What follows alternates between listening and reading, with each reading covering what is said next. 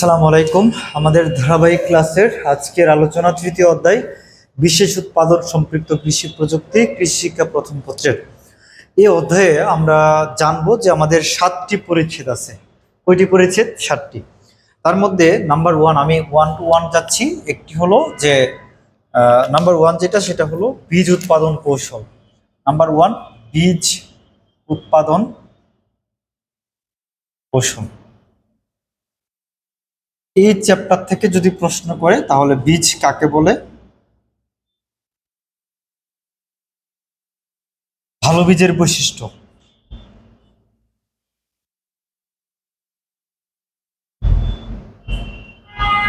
2 number হলো যে রোগিং কাকে বলে, তারপরে ধরো মালচিং আগের চ্যাপ্টার থেকেও আছে, এটা তো আছে আর কি, দিতে পারো। তারপরে রোগিং এর গুরুত্ব, রোগিং এর গুরুত্ব এবং সময়, কখন রোগিংটা করতে হয়।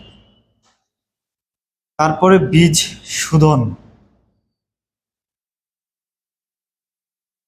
কিভাবে করা হয়, হ্যাঁ কিভাবে, এবং গুরুত্ব বা কাকে বলে আর কি, বীজ শোধন কাকে বলে, কিভাবে করতে হয়, গুরুত্ব কিভাবে করতে হয়, এটা আসলে এমসিকিউর জন্য বেশি গুরুত্বপূর্ণ। যাই হোক, আমি আগে বলে নিই একবার।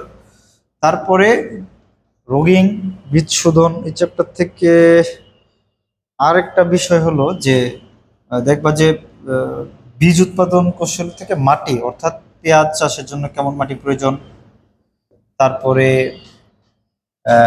আলু চাষের জন্য কেমন মাটি প্রয়োজন, সরিষা, অর্থাৎ মাটি।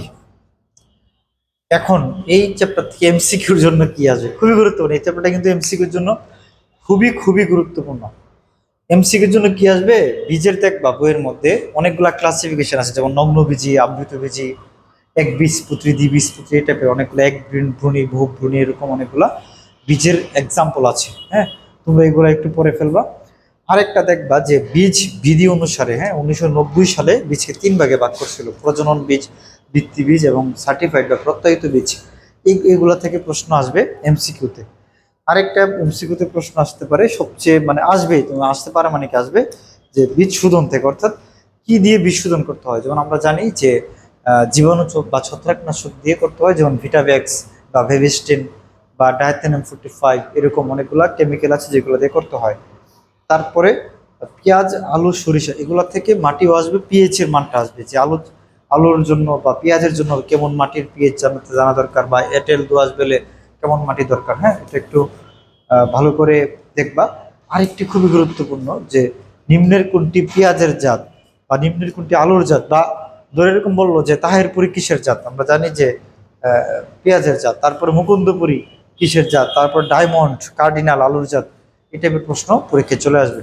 আশা করছি আমাদের প্রথম পরিচ্ছেদ কমপ্লিট, যদিও অনেকগুলো পরিচ্ছেদ আছে। সব থাকো আমাদের সাথে, আমরা দেখি একটু একটু করে আগাই।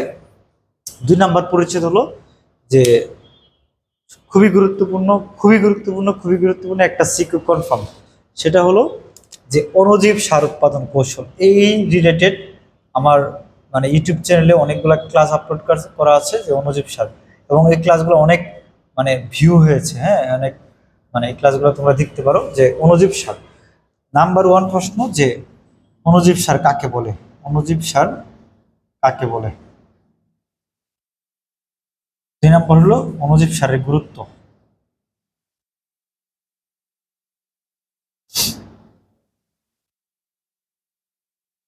এই গুরুত্ব থেকে অনেকভাবে প্রশ্ন আসতে পারে, যেমন পরিবেশ বান্ধব কেন, অণুজীব সার পরিবেশ বান্ধব কেন, পরিবেশ বান্ধব কেন। আবার প্রশ্ন আসতে পারে যে ডাল জাতীয় ফসলে, ডাল জাতীয় ফসলে রাইজোবিয়াম অণুজীব সার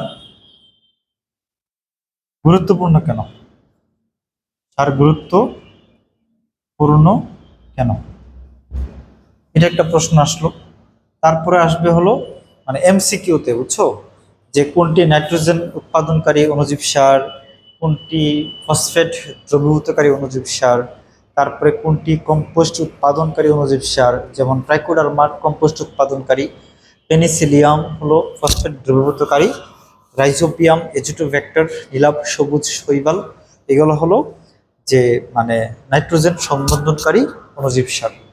এখন এই অণুজীব সার এগুলো আমরা কিন্তু বললাম যে শ্রেণীবিভাগ যেটা এমসিকিউতে আসবে।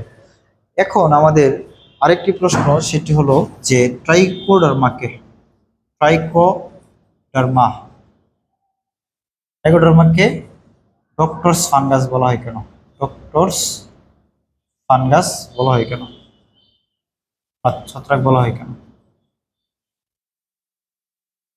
অথবা ট্রাইকোডার্মা কি, এই টাইপের প্রশ্ন আসতে পারে যে ট্রাইকোডার্মা কি এরকম। আরেকটি প্রশ্ন আসতে পারে যে এজোলা কি, এজোলা এজোলা কি, এজোলা অ্যানাবেইনা সঙ্গ কি? এটা বইও আসছে, বইয়ের মধ্যে আছে যে ওই যে এজোলার পাতার মধ্যে অ্যানাবেইনা ছত্রাকটা থাকে, সেখানে থেকে সে বায়ুমণ্ডলের গহ্বরের মধ্যে পাতার মধ্যে মানে পাতার গহ্বরের মধ্যে থেকে বায়ুমণ্ডলের মুক্ত নাইট্রোজেনকে সম্বোধন করতে পারে। এজন্য তাদের যে একটা আন্ডারস্ট্যান্ডিং তাকে বলা হয় এজোলা অ্যানাবেইনা সঙ্গ। বাকিটা বই থেকে পড়ে নিও। এটা মোটামুটি ধান খেতে, এটা থেকে একটা সিকিউ তুমি দেখবা কোন বোর্ডের জন্য আসলো, ঢাকা বোর্ডে মেবি আসছে যে ধান খেতে এজোলা বা এজোলা ইউরিয়া সারের বিকল্প কেন। গুড, তুমি দেখবা যে এজোলা ইউরিয়া সারের বিকল্প কেন, তার মানে ধান খেতে এজোলা চাষ। এটা আমার যারা স্টুডেন্ট তাদেরকে তো পড়িয়েছি, বাট যারা আমার বর্তমানে ক্লাসটা দেখছো তারা বই থেকে একটু পড়ে নিও। শহীদুল ইসলাম স্যারের বই এটা সুন্দর করে দেওয়া আছে।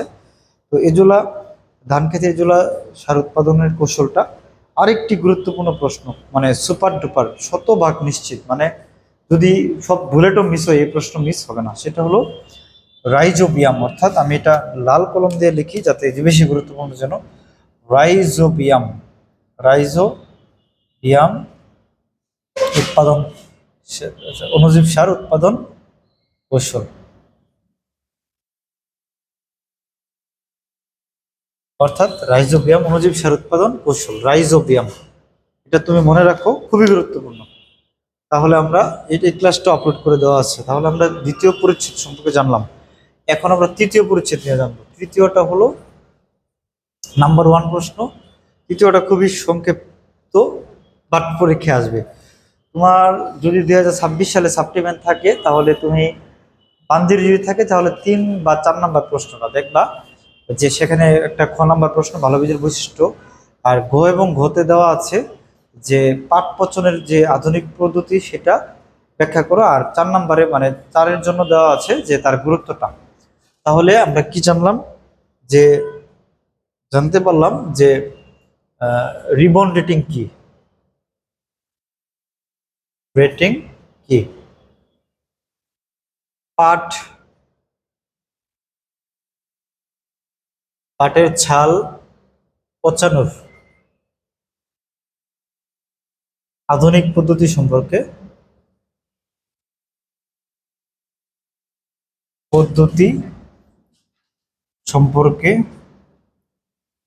বিস্তারিত বলো বা বিস্তারিত লেখো।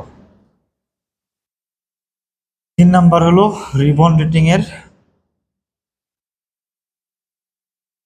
এই ক্লাসটি আপলোড করা আছে, রিবন রেটিং এর গুরুত্ব মাস্ট। তুমি মানে কত 10,000% নিশ্চিত যে প্রশ্ন আসবে, 10,000%। আমি পার্সেন্টও দিই, আমরা পরে পরীক্ষার পরে প্রশ্নগুলো মিলাই দেখো এই প্রশ্নটা আসবে। রাইজোবিয়াম বা এই সেটটা 10,000, মানে সবগুলোই আমি আসলে খুবই গুরুত্বপূর্ণভাবেই মানে কথা বলতেছি, কারণ আমি জানি একদিন আসলে এর বেশি কভার করা সম্ভব না। তো রিবন রেটিং এর গুরুত্ব গেল। দেন আমরা যে অধ্যায় নিয়ে কথা বলবো সেটা হলো চতুর্থ পরিচ্ছেদ নিয়ে। চতুর্থ পরিচ্ছেদ,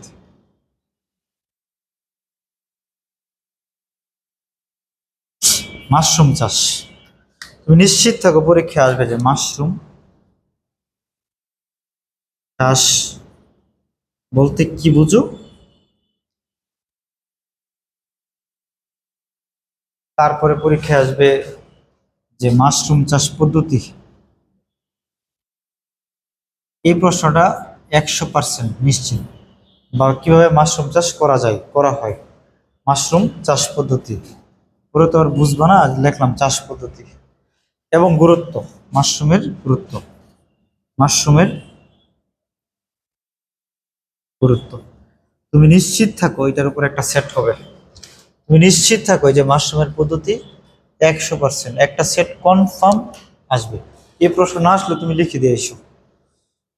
এবার আসি পঞ্চমে, রেশম। রেশম থেকে, রেশম কাকে বলে তুমি মানে এমসিকিউতে তো আসবেই যে রেশম চাষকে কি বলে, সেরিকালচার, রেশম গবেষণাগার কোথায়, এটা প্রশ্ন তো আসবেই। তো এটা তো আছেই, কিন্তু তার বাইরেও রেশম কাকে বলে, রেশম কাকে বলে যদি প্রশ্ন কঠিন করে, রেশম পোকার জীবন চক্র,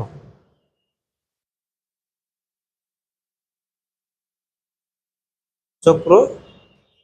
আর সুতা উৎপাদনটা হালকার উপরে, পারলে দেখবা, না পারলে বাদ। সুতা উৎপাদন দেখবো যে গুটি থেকে গরম পানিতে যে গুটিটাকে ফেলে দেয়, 90 থেকে 95 ডিগ্রি সেলসিয়াস তাপমাত্রায় 2 থেকে 5 মিনিট তাকে গরম করে তারপরে তুলে ফেলে, যাতে ওই ছিদ্র করে বের হইতে না পারে আর কি। হ্যাঁ, তো যাই হোক, সেটা হালকা জাস্ট কনসেপ্ট নিয়ে রাখবা, মনে হয় না আসবে আসলে। ও তো মানে অনেক প্রশ্ন আছে, এটার কাছে যাওয়ার খুব দরকার নাই। তারপরেও কোন টিচার যদি মনে করে যাই একটু ঘুরে আসি, তাহলে দিতে পারে। তারপরে গুরুত্ব মাস্ট। আসলে এই চ্যাপ্টারগুলো থেকে বুঝছো, আমি আগে বলি তৃতীয় অধ্যায়ের পঞ্চম, ষষ্ঠ, সপ্তম এবং চতুর্থ এই পরিচ্ছেদগুলো থেকে শুধু গুরুত্বটা আগে মানে মাস্ট, মানে তারা কোনো ওই প্রশ্ন দিতে পারতেছে না, আন্দাজে একটা গুরুত্ব দিয়ে দিবে আরেকটার সাথে মিলাই, বুঝছো, হোমওয়ার্কের জন্য।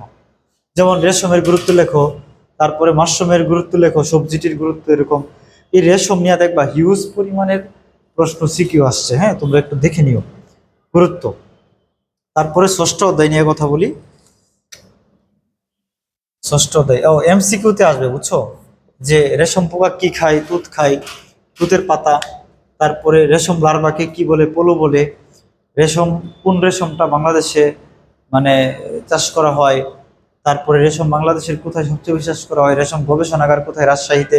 এই প্রশ্নগুলো একটু দেখে নিও। দেন ষষ্ঠ পরিচ্ছেদ হলো যে মধু বা মৌমাছি, মোট কথা হলো মৌমাছি। তো এখান থেকে কনফার্ম যে মৌমাছি পালনকে কি বলে, এপিকালচার। তুমি লিখে রাখো, এমসিকিউতে আসবেই আসবে, না আসলেও ঢাকায় দিয়ে আসবা যে এপিকালচার, এপি কালচার। আর রেশম চাষকে বলে সেরিকালচার। যাই হোক, এপিকালচার। তারপরে ওই যে তিনটি পোকা আছে, ছবি টবি দিয়ে বলতে পারে যে নিচে মানে ক হলো শ্রমিক, খ রানী, গ হলো ধরো পুরুষ, কোনটি খয়ের কাজ লেখো এরকম। তো রানী এবং শ্রমিক মৌমাছির কাজ, কাজ দুইটা।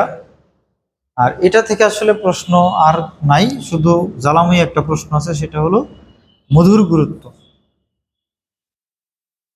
অনেকবার আসছে প্রশ্নটা, আবার আসবে ইনশাল্লাহ। যদি ধরো ধরো এটা থেকে এখন সিকিউ কিভাবে দিবে, দিল না, না দিতে পাইরা কি করবে, আরেকটার সাথে নিয়ে মধুর গুরুত্ব দিয়ে দিবে।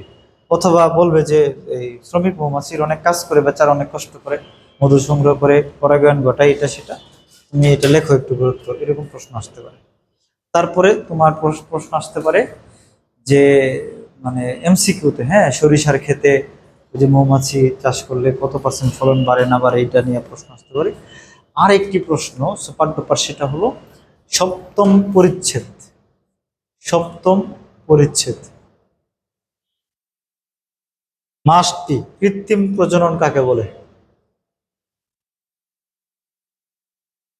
কৃত্রিম প্রজনন কাকে বলে, কনফার্ম আসবে। দেন কৃত্রিম প্রজননের গুরুত্ব,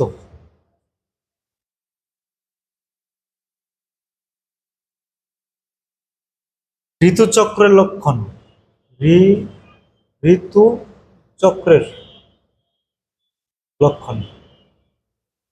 আরেকটি প্রশ্ন আসতে পারে, যদি প্রশ্ন কঠিন করতে চায় বা এটা থেকে দিতে চায়, যে অমুক একজন গবাদি পশু পালন করেন বা খামারি, উনি দীর্ঘদিন যাবৎ গবেষণা করে একটি জাত উদ্ভাবন করলেন, এটা সেটা দেশি জাতকে উন্নত জাত করলেন, অর্থাৎ দেশি থেকে উন্নত জাতে রূপান্তর করুন। এটা একটা প্রশ্ন আসতে পারে। দেখবা ওই যে 100% হোলস্টেন ফিজিয়ানের সাথে 100% দেশি গাভীর ক্রস করতে করতে এই যে লাস্ট 97.25% আসে, যেটা উন্নত হয়ে যায় আর কি। যাই হোক, যদি তোমরা পারো দেখো। আর এই চ্যাপ্টার থেকে এমসিকিউ গুলো তো মোটামুটি এরকম ইম্পর্টেন্ট আছে, আশা করছি মোটামুটি তোমরা দেখবা, আমাদের কষ্ট আসলে সফল হবে যদি তোমরা প্লাস পাও আর কি। ভালো থেকো, আসসালামু আলাইকুম।